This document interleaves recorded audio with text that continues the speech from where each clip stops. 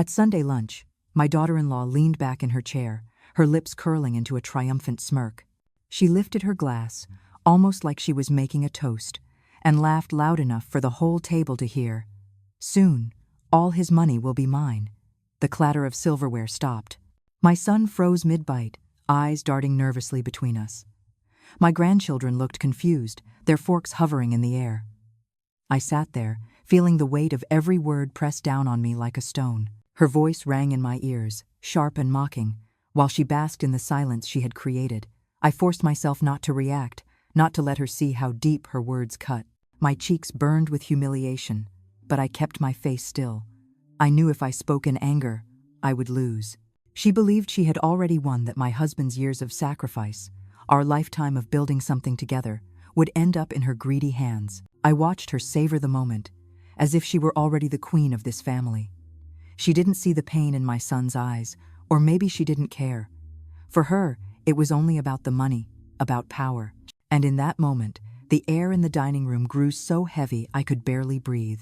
But I held on to my silence, gripping the napkin in my lap so tightly it nearly tore. What she didn't know, what she couldn't possibly imagine, was that my late husband had been far wiser than she gave him credit for. He had seen through her long before this Sunday lunch, and he had prepared something that would turn her victory into ashes. I wish I could tell you that her cruel words at Sunday lunch were the first time she had ever disrespected me, but that would be a lie. The truth is, her arrogance had been building for years, like a storm creeping over the horizon, and I had watched helplessly as it grew darker and darker. When I first met her, I had hoped for the best. My son brought her home with the kind of glowing smile that only a man in love can carry. She was polite, soft-spoken, even charming. She complimented my cooking, offered to help set the table, and laughed at all of my husband's old stories as if she truly enjoyed them. At first, I allowed myself to believe she was genuine. I wanted to believe it for my son's sake, but it didn't take long for the cracks to show. I remember one particular evening when we were sitting in the living room after dinner. My husband had dozed off in his armchair, and I was quietly knitting. She leaned toward me with a sweet smile, but her eyes were sharp. "You and Dad must have saved a lot over the years," she said casually, as if she were asking about the weather. "It must be nice to have so much security." The way she said it, the way her gaze flickered toward the cabinet where we kept our financial documents, sent a chill down my spine. I brushed it off that night, but from then on, I noticed how often she brought up money. She would drop comments about the value of our home, the cost of repairs, even how much our silverware might be worth. Once, when I gifted my son a watch that had belonged to my father, she immediately asked, "Is it insured?" It wasn't curiosity, it was calculation. Over time, her sweetness faded completely. She grew bold, even shameless. When my husband and I hosted family gatherings, she would strut into our kitchen and take control, dismissing me with a wave of her manicured hand. "Oh, don't bother, Mom," she'd say, her voice dripping with condescension. "I'll handle it. You should just sit and rest." But there was no kindness in it. She wasn't trying to help, she was trying to push me aside, to establish herself as the one in charge. My son, blinded by love, or maybe just too weary to argue, rarely intervened. He would give me apologetic glances across the table, but his lips stayed shut. I can't blame him entirely. She was relentless, and he had chosen his battles carefully. Still, it hurt to see him remain silent while his wife chipped away at my dignity. The grandchildren were still young, but even they began to notice the tension. Once, my granddaughter whispered to me after dinner, "Grandma, why does Mommy always tell you to be quiet?" The innocence in her voice broke my heart. I smiled and told her not to worry, but inside, I felt the sting of humiliation deeper than ever. The worst of it came after my husband's health began to decline. She circled like a vulture, asking about his medications, the cost of his treatments, and whether he had updated his will. I still remember the coldness in her eyes one evening when she thought I wasn't watching. My husband sat weak and pale on the sofa, and she leaned down, whispering something to him that I couldn't hear. But I saw his reaction. He clenched his jaw, shook his head firmly, and turned away from her. She straightened with a forced smile, pretending nothing had happened, but I knew then that he saw through her as clearly as I did.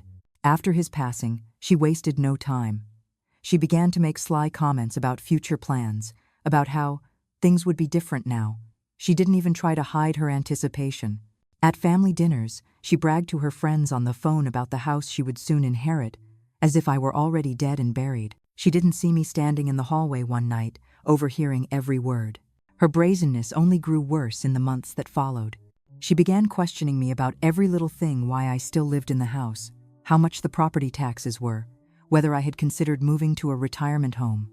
It would be easier for everyone, she insisted, her lips stretched in a smile that never reached her eyes. Easier for her, certainly. One Sunday afternoon, as we sat around the table, she laughed at my old-fashioned china set. "Do you know how much someone would pay for these on the market?" she asked, holding up a teacup like it was a toy. I told her it wasn't for sale, that it had belonged to my mother. She shrugged and replied, "Everything has a price, Mom. You just have to find the right buyer." The way she called me Mom was laced with mockery, like a knife disguised in honey. Through it all, I kept my silence. I let her believe she was winning. I let her think her words had broken me, that her dominance was absolute. But what she never understood was that my silence was not weakness. It was patience. My husband and I had shared nearly 50 years together. He knew me better than anyone, and he had seen what she truly was before he died. He had left me with something stronger than any words I could have spoken at those dinners. He had left me with the knowledge that he had secured our future, and that her greed would never prevail. So when she stood at that Sunday lunch, laughing in my face and declaring that all his money would soon be hers, I didn't flinch. I simply watched, waiting for the day her laughter would turn to tears. The weeks after that Sunday lunch only proved what I had known all along. My daughter-in-law had grown so confident in her imagined victory that she no longer bothered to hide her greed. It was as if she thought my silence meant surrender, as if she believed I had finally given up. But I hadn't. I was watching, waiting, storing every word and every slight in the quiet corners of my heart. It began with small things, the kind of details most people might overlook. She stopped asking if she could take things from the house and simply helped herself. A crystal vase that had belonged to my mother disappeared from the dining room. When I asked about it, she smiled and said, "Oh, it looked so perfect in our living room. I thought you wouldn't mind. After all, it'll be mine someday anyway." My chest tightened, but I said nothing.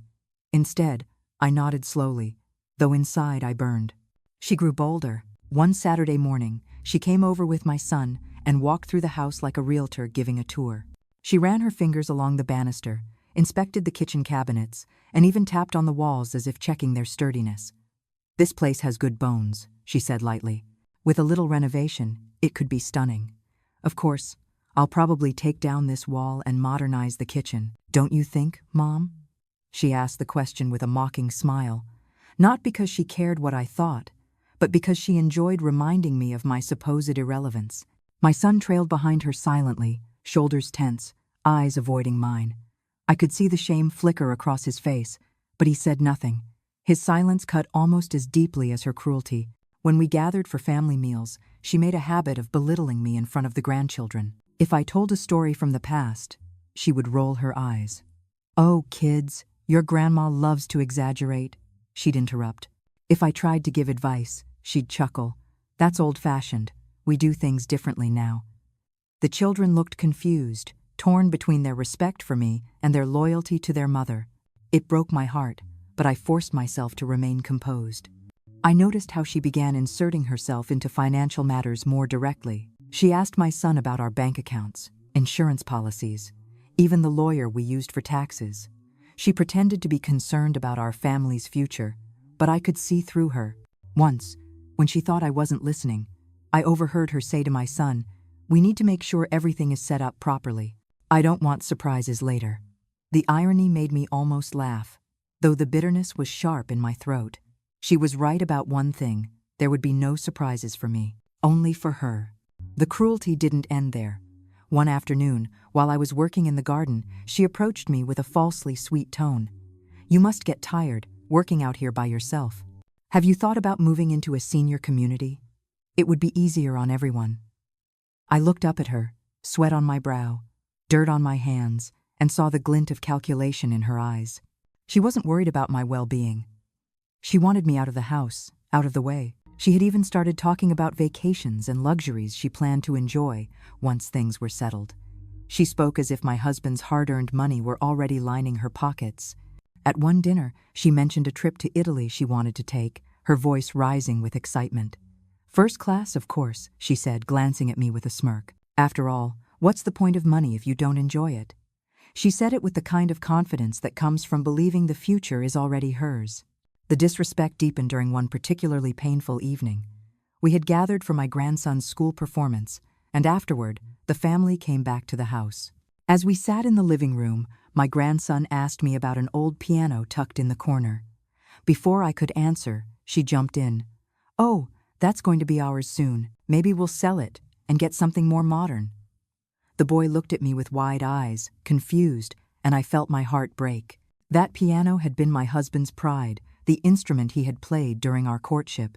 To hear her dismiss it so casually was like a slap to the face. Through it all, I stayed silent. My silence wasn't weakness, it was a shield. I had learned long ago that sometimes the most powerful weapon is patience. I let her believe she was tearing me down. I let her think she was stripping me of my dignity. But what she didn't realize was that every cutting remark, every greedy action, was only tightening the noose around her own neck. Because my husband had already secured our future. He had left behind a trust that was ironclad, precise, and impossible to break. He had made sure that his life's work would not fall into the wrong hands. And as I watched her flaunt her arrogance, as I listened to her taunts and endured her smirks, I found a quiet strength inside me. I knew what was coming. I knew that her laughter would not last. Her greed had blinded her, and she mistook my silence for defeat. But one day soon, when the lawyer opened that folder and read the words my husband had so carefully crafted, her entire world would crumble. And I, calm, patient, and silent, would finally see justice done. The day after that humiliating Sunday lunch, her behavior shifted from arrogance to outright domination. She no longer spoke as though my husband's money might one day belong to her. She spoke as though it already did. That shift was subtle at first, but I could feel it like a knife sliding deeper every time she opened her mouth. One evening, she arrived uninvited with a clipboard in hand. She wandered from room to room, jotting down notes, barely acknowledging my presence. "These windows will need replacing," she murmured. "And this wallpaper awful. I'll tear it down." Then she looked up at me, her smile mocking. "Don't worry, Mom. I'll keep a guest room for you. That way you can visit once in a while." I swallowed hard. She was planning renovations as though I were already gone, as though my life had no weight compared to her vision of ownership. My son followed behind her quietly, but I could see his discomfort in the slump of his shoulders, in the way he avoided my eyes. He knew what she was doing was wrong, but his silence was deafening. At family dinners, her insults grew bolder. One evening, while we passed around bowls of mashed potatoes and roasted chicken, she smirked and said, "You know, once everything transfers, we'll finally have the means to live the life we deserve. We've sacrificed enough. It's our turn now." She looked directly at me, daring me to respond. I sat still, my knuckles white around my fork, but my lips stayed sealed. She mistook my silence for surrender. It wasn't just talk anymore. She started bringing real estate magazines to the house, circling properties she claimed she would buy. A lake house, a vacation condo. She bragged about it openly in front of the grandchildren, describing the pool parties they'd host. They giggled with excitement, not realizing their mother's castles were built on greed and delusion. Her cruelty began targeting me more directly. She once asked if I had picked out a nursing home yet. "It's always better to plan early," she said sweetly. "That way, once you move, the transition will be smoother for everyone." My throat tightened, but I refused to give her the satisfaction of tears. I looked her in the eye and said nothing. The lowest moment came when she mocked me about my husband's wedding ring. I wore it on a chain around my neck, close to my heart.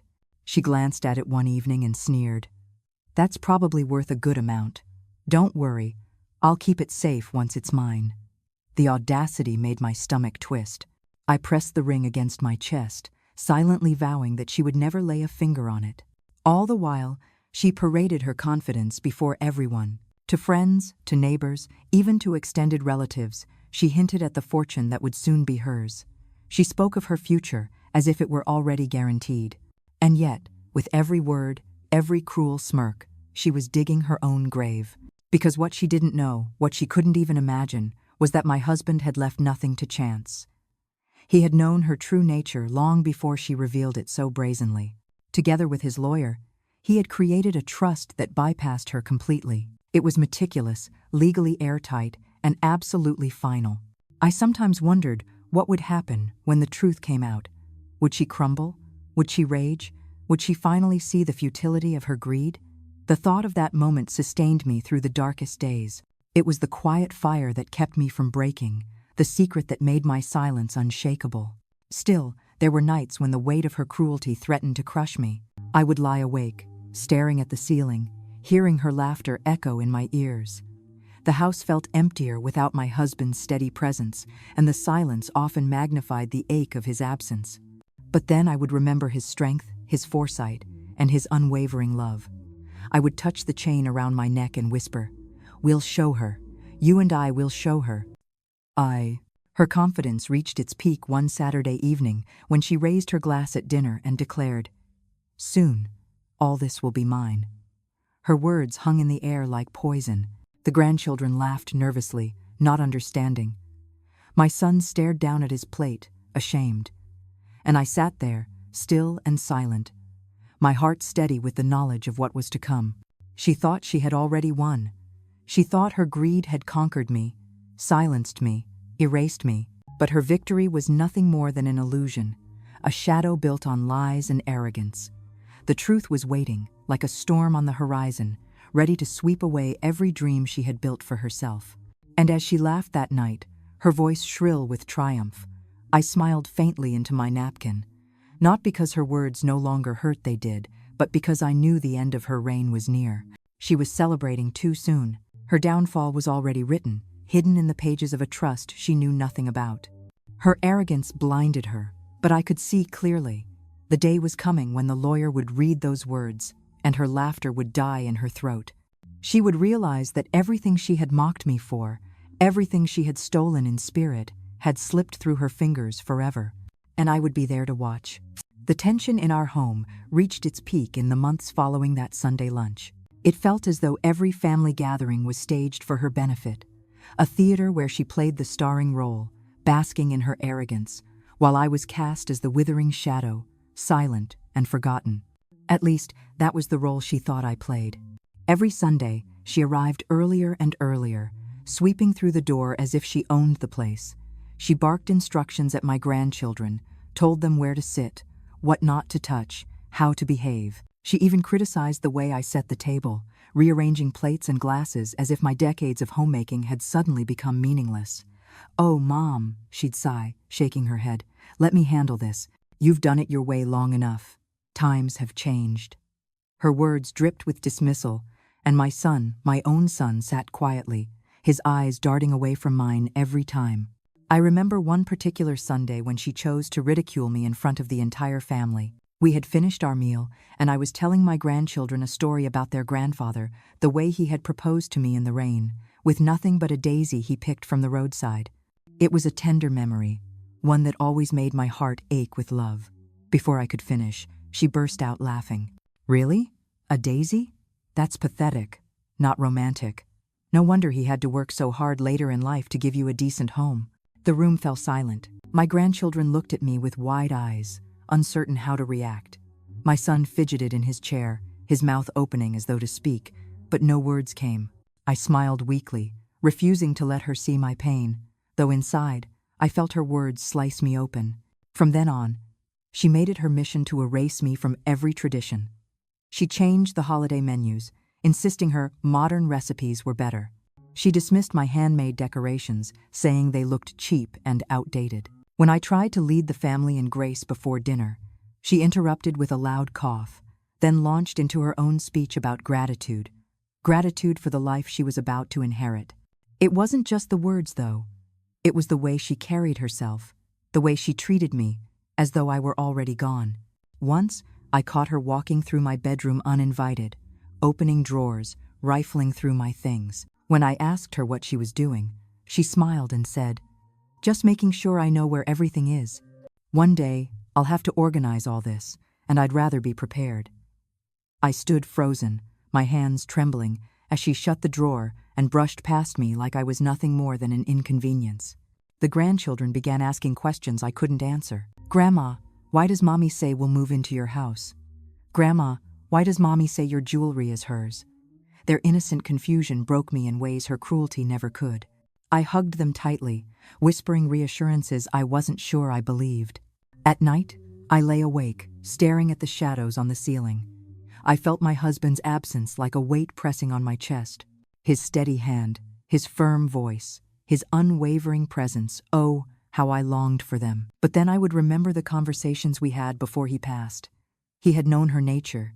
He had seen her greed. "Trust me," he had whispered one night, his voice weak but steady. "I won't let her destroy you." Those words became my anchor. Still, the waiting was unbearable. Her cruelty escalated when she began mocking me in front of outsiders. She invited her friends to our Sunday lunches, women who dressed in glittering jewelry and sipped wine like queens. They sat in my dining room, at my table, laughing with her about vacations they would take and shopping trips they would plan. "Oh, once we have the money, we'll finally live," she told them, glancing at me with a smirk. I sat in silence, my hands folded tightly in my lap, my heart pounding so loudly I could barely hear their laughter. One afternoon, she cornered me in the kitchen. Her voice was low, almost venomous. "Why don't you just make this easier for everyone? Sell the house, move into a home. Let us take care of the rest. You're just holding on to something you can't keep." I looked at her then, really looked at her, and saw nothing but hunger in her eyes. Hunger for wealth, for control, for power. She had convinced herself that her future was secured, that nothing could stop her. And though I said nothing, I smiled faintly, because I knew that every step she took toward my destruction was leading her closer to her own downfall. Still, the pain of those months cannot be understated. I felt isolated in my own home, stripped of dignity in front of my family, dismissed by the very woman who should have been a daughter to me. My son's silence was perhaps the deepest wound of all. I could see the conflict in his eyes, but he never once stood up for me. Whether it was fear of confrontation or blind loyalty to his wife, I don't know. But his silence screamed louder than her cruelty. There were moments when I doubted myself, when I wondered if enduring her torment in silence was the right choice. Perhaps I should have lashed out, exposed her greed, fought her with every ounce of strength I had left. But then, I remembered the trust. I remembered my husband's words, the certainty in his voice, and I held my tongue. Because revenge, I realized, is sweetest when it is silent. The climax of her cruelty came just weeks before the reading of the trust. At Sunday lunch, with the entire family gathered, she lifted her glass high and announced, "Soon, all of this will be mine, every last penny. I'll finally get what I deserve." She looked at me then, daring me to protest, her eyes gleaming with triumph. The room was so quiet, I could hear the ticking of the clock on the wall. My heart pounded, but my face remained calm. I dabbed at my mouth with a napkin, folded it neatly beside my plate, and smiled. "We'll see," I said softly. Her smirk faltered for just a second. Just a flicker of doubt crossed her face. But then she laughed, loud and shrill, waving me off as if I were nothing more than a foolish old woman. She had no idea. The storm was closer than she realized, and when it broke, it would wash away everything she thought she had won. The day of the trust reading arrived with a chill in the air, though it was early spring. I remember sitting in the back seat of my son's car as we drove to the lawyer's office, the silence heavy between us. He kept glancing at me in the rearview mirror, his lips pressed tightly together. His wife, perched in the passenger seat, was radiant with excitement. She had dressed in a tailored blazer, her jewelry sparkling in the morning light, as if she were heading to claim her throne. She talked the entire drive, her voice buzzing like a wasp in my ear. "Finally, things will be official," she said, flipping through her phone. "We'll pay off the house, maybe invest in a new one. Oh, and I've already looked at vacation spots, Italy, Greece, maybe even Paris. It's about time we enjoyed the life we deserve." She glanced back at me with a smirk. "Don't worry, Mom. We'll take good care of you. Maybe a nice little retirement place near the beach?" I didn't answer. I stared out the window, my fingers curled tightly around the chain that held my husband's wedding ring. Her laughter rang in the car, loud and confident, but it only strengthened my resolve. When we arrived, the lawyer's office was quiet and dignified, lined with shelves of heavy books. We were shown into a polished conference room, its long oak table gleaming under the soft light. My daughter-in-law strutted in as though it already belonged to her, pulling out a chair with a flourish and sitting at the head. My son followed hesitantly, taking the seat beside her. I settled at the other end of the table, my hands folded neatly in front of me, my heart steady. The lawyer, an older man with kind eyes and a precise manner, entered with a folder in hand. He greeted us politely before taking his seat. My daughter-in-law barely acknowledged him, her eyes locked on the folder. She leaned forward, anticipation written across her face. "Thank you for coming," the lawyer began. "We are here to review the provisions of the late Mr. Anderson's trust." She interrupted almost immediately, her tone impatient. Yes, we understand. Can we just get to the part about the inheritance?" She laughed, glancing at my son. "We're ready." The lawyer's eyes flickered to me, and I gave him a slight nod. He opened the folder, adjusted his glasses, and began to read. "The Anderson Family Trust," he said clearly, "was established to ensure that Mr. Anderson's assets are protected and distributed according to his wishes." My daughter-in-law leaned back, crossing her legs, her smile broad. She reached for my son's hand, squeezing it triumphantly. The lawyer continued. "The trust provides that the primary beneficiary shall be his wife, Mrs. Anderson. All property, investments, and accounts are transferred into the trust to be managed and used for her benefit during her lifetime." The words hung in the air. Her smile faltered slightly, but she recovered quickly. "Of course," she said, her voice a little too high, pitched. "Naturally, she'll be taken care of first, but then it all passes to us, correct?" The lawyer's tone did not change. "Upon Mrs. Anderson's passing, the remaining assets shall be distributed to her children and grandchildren as designated beneficiaries." He paused deliberately before adding, "It is further specified that the spouse of Mr. Anderson's son shall have no claim or entitlement to any portion of the trust, now or in the future." Her face drained of color. The smirk that had been plastered across her lips vanished. She blinked, leaning forward, as if she hadn't heard correctly. "Excuse me?" The lawyer repeated calmly. "The spouse of Mr. Anderson's son is explicitly excluded from the trust. She has no claim or entitlement." Silence fell over the room like a heavy curtain. My son stared at the table, his hands trembling slightly. My daughter-in-law's eyes darted back and forth, desperate, searching for some loophole, some sign that this was a mistake. That can't be right," she stammered. "There must be an error." "Surely," he meant. "There is no error," the lawyer interrupted gently but firmly. "This was Mr. Anderson's explicit instruction. His signature and the witnesses are all in order. The trust is legally binding." Her breath quickened. She looked at my son, grabbing his arm. "Say something. This isn't fair. This isn't what we planned." But my son only stared at the floor, his face pale. He opened his mouth, then closed it again, unable to form words. I sat quietly, my heart pounding, but my expression calm. I had waited for this moment for months, for years, really. Her arrogance, her cruelty, her laughter at my expense, all of it was unraveling before my eyes. The lawyer closed the folder and folded his hands neatly on the table. "That concludes the reading. Unless there are questions, the matter is settled."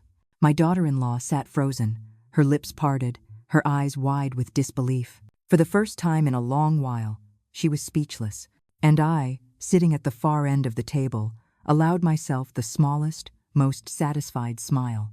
The silence after the lawyer finished was unbearable thick, suffocating, heavy with the sound of her shattered pride. My daughter-in-law sat stiff in her chair, eyes wide, her mouth slightly open as if she were struggling to breathe. Then, in a sudden burst, she slammed her palm against the table, the sound echoing sharply across the polished wood. "This is ridiculous," she cried, her voice trembling with fury. "He wouldn't do this to me. He knew how much I sacrificed, how much I gave to this family." The lawyer, unshaken, folded his hands calmly. "Mrs. Anderson, I can assure you, your father-in-law was very clear in his intentions. There are no ambiguities in this trust. He wanted to protect his wife and ensure the family's legacy passed to his children and grandchildren, not beyond." She turned to my son, her grip tightening on his arm like a vice. "Are you just going to sit there? Say something. Do something. You can't let this happen." Her eyes burned with desperation, and her perfectly painted nails dug into his sleeve. My son looked at her, his expression torn. I saw shame flicker across his face, the weight of truth pressing down on him. I can't, he whispered. It's legally binding. There's nothing to fight. Her face twisted, rage and disbelief colliding in a mask of raw emotion. She pushed back her chair and stood, pacing the room like a caged animal. No, this isn't over. I deserve that money. After everything I've put up with, after everything I've done, how dare he cut me out like this?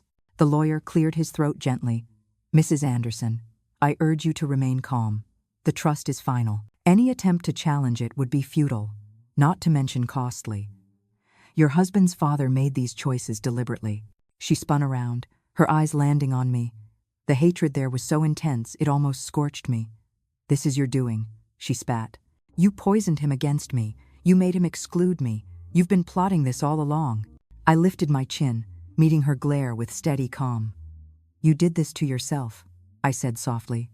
My voice was even, but my words struck like arrows. Your greed, your cruelty. He saw it long before you thought you were clever enough to hide it. He knew who you were, and he chose to protect us from you. Her lips trembled as tears of rage welled in her eyes. You smug old woman, she hissed. You think you've won? I didn't answer. I didn't need to. The truth was written plainly in the lawyer's folder, in the ironclad trust my husband had left behind. She turned back to my son, her voice rising, hysterical now. Are you really going to let her sit there, gloating, while we lose everything? Do something. But my son, pale and defeated, only shook his head. For once, his silence was not cowardice, it was resignation. He had no more illusions, no more excuses. The truth was undeniable. Her fury erupted. She grabbed her purse, shoving papers aside, her movements frantic. Fine, if none of you will fight, I'll find someone who will. A lawyer, a judge, someone. You'll see, I'll get what I deserve. End quote. The lawyer stood, his tone firm but still calm. Madam, I urge you to think carefully. This trust cannot be overturned. Pursuing a case will only drain your resources and further strain your family. Mr. Anderson was thorough. He left no room for contest. Her breath came in short, sharp gasps. She looked around the room as if searching for a lifeline, but none appeared. Finally, she sank back into her chair, her face pale, her hands trembling. The room was silent again, except for the ticking clock on the wall. I sat still, my heart steady, though inside, waves of relief and vindication washed over me. After months of humiliation, after enduring her taunts and insults, I was finally free. She covered her face with her hands, muffling a sob. It was not sorrow, it was rage twisted into despair. She had built her life on a dream of wealth that was never hers, and now it had crumbled to dust. I watched quietly, my fingers brushing against the ring at my neck. My husband had kept his promise. He had protected me, even from beyond the grave. The lawyer closed his folder, signaling the end of the meeting. That concludes today's session. Mrs. Anderson, I'll be in touch regarding the management of the trust. He gave me a respectful nod before stepping out of the room. My daughter-in-law lifted her head. Her mascara streaked down her cheeks, her eyes burning with hatred. This isn't the end, she whispered hoarsely. You'll regret this. I rose slowly, my back straight, my voice calm. No, I said. The only one with regrets will be you. I walked out of that room with my head held high, leaving her behind shattered, furious, and powerless. For the first time in years, I felt the weight on my chest lift. Justice had been served. When I left the lawyer's office that day, the sun felt warmer on my face than it had in months. The air smelled fresher. The weight that had pressed against my chest for so long seemed to dissolve with every step I took. My daughter-in-law's angry voice still echoed behind me, but it no longer had the power to pierce me. She had been cut off, stripped of the prize she thought was hers, and for the first time, I didn't feel like her victim. I felt like the survivor I had always been. The days that followed were quieter. She avoided me, perhaps out of shame, perhaps out of rage. I heard whispers of her futile attempts to contact other lawyers, trying desperately to find a way around the trust. But she discovered quickly what my husband and I had already known. It was ironclad. There would be no cracks for her to exploit, no loopholes to wiggle through. Every door she tried was locked tightly, and the key had been buried with my husband's careful planning. At first, I wondered if she would leave my son, that perhaps the humiliation would be too much for her pride to bear. But she stayed, clinging to what she had left, though her arrogance had dimmed. The fire in her eyes was no longer fueled by confidence, but by bitterness. She walked more quietly now, her laughter no longer filling the room. And in her silence, I recognized the sound of defeat. As for my son, I saw the shift in him too. He still carried shame for the way he had let her insults go unchecked, for the times he had sat silent while I was humiliated. But I also saw relief in his eyes, as though the burden he had carried, the guilt of knowing his wife's greed, had finally been lifted. He could no longer deny who she was, and though it pained him, I believe he understood why his father had chosen the path he did. The grandchildren, innocent and pure, continued to run into my arms, their laughter filling my home. To them, nothing had changed. And maybe that was the greatest blessing of all, that their childhood would not be darkened by the poison of greed, that they would grow up learning love was more valuable than wealth. I often sit by the window now, my hands folded in my lap, gazing out at the garden where my husband once loved to work. I think of him often, of his foresight, his love, his determination to protect me even when he knew he wouldn't be here to stand beside me. He had given me a gift greater than any fortune: peace of mind. People sometimes ask me if I regret staying silent all those months, if I wish I had confronted her sooner, shouted back, fought her with words. But I don't, because silence was my strength. Silence was my shield. In silence, I gave her the rope with which she tangled herself. Her own arrogance was the weapon that destroyed her. What I learned is this: greed consumes those who embrace it. It blinds them, makes them careless, and eventually devours them from within. My daughter-in-law thought wealth would give her power, but in the end, her hunger left her powerless.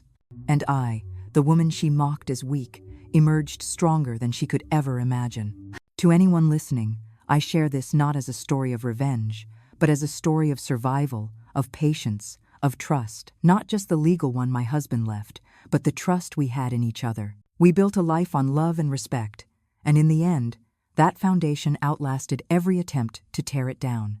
I know many of you have faced cruelty in your families, betrayal by those who should have been your allies. I know the pain of sitting in silence while others laugh at your expense. But remember this: silence does not mean weakness. Sometimes it is the strongest choice of all. Sometimes silence allows the truth to speak louder than any words. And when the truth finally came, it set me free. Now, as I hold my husband's ring close to my heart, I find peace in knowing that love and foresight defeated greed. The trust destroyed her plan, but more importantly, it preserved the dignity of the family he cherished. That is the legacy I will carry forward. Not her laughter, not her cruelty, but his wisdom, his love, and the quiet justice that came at last. And so, I turn to you, those listening to my story. Have you ever faced someone who tried to strip you of your worth, who underestimated your strength? Have you found your own ways to rise above their cruelty? Share your thoughts, your stories, your lessons. Because in sharing, we remind each other that we are not alone, and that sometimes the sweetest revenge is not loud or violent, but silent, steady, and unstoppable.